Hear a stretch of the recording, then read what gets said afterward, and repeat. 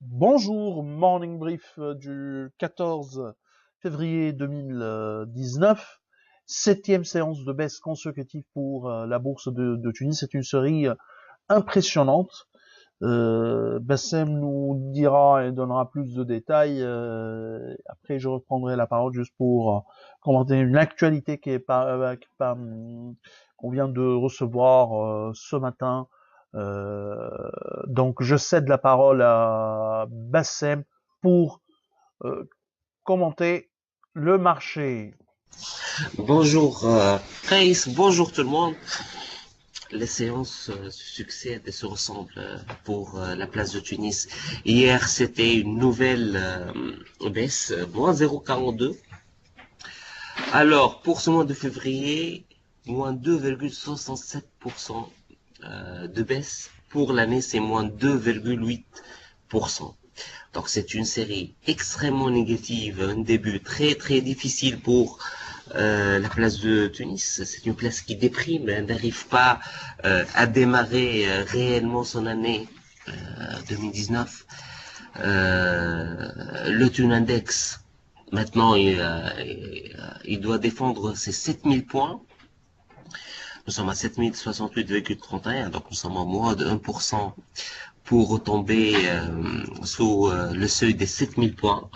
L'AKP, il est déjà sous les 24 milliards de dinars. Donc, c'est une situation extrêmement difficile. Hier, le volume était encore une fois dominé par les ICF, 630 000 dinars, et la CBT, 486 000 dinars. Toujours pour la CBT, c'est l'investisseur étranger ou bien les investisseurs étrangers qui sont en train de mettre de la pression sur le titre, puisque hier, ils ont vendu 19 119 titres. Euh, c'est beaucoup pour la CPT, 449 000 dinars. C'est l'essentiel des ventes hier. Hein. Il y a également 4 900 titres PGH, côté achat, 28 000 titres BT. Ont été achetés, donc c'est l'essentiel du volume des étrangers. Hier, pour les principaux écarts, on note surtout Assad plus de 46%, Sotrapi plus 1,84%. Côté baisse, on a Servicom moins 4,38%, un dinar 90 donc, et Electrostar moins 4%, un dinar 180 donc. Bien sûr, ces deux titres souffrent, sachant qu'Electrostar reste parmi les rares compagnies, voilà la seule compagnie qui n'a pas encore publié ses chiffres euh, pour le quatrième trimestre 2017. Globalement, c'est un marché en situation très difficile, avec beaucoup d'attention sur des titres comme Carta Seman, comme Servicom, les banques qui sont toujours en baisse par rapport à des perspectives et des doutes par rapport à ce qu'ils peuvent faire durant les prochaines années comme bénéfice. En tout cas, théoriquement, rien ne change, mais probablement, on pourra espérer aujourd'hui, s'il y a au moins une réaction de la part des plus grosses capis, probablement le Tun Index retrouvera pour quelques séances au moins le territoire positif. La parole est à Presse. Merci Bassem. Donc, selon Maghreb confidentiel,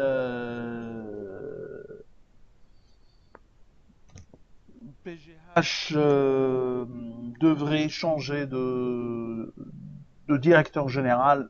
Et donc, le début d'une ère nouvelle pour Paulina, pour le groupe Paulina.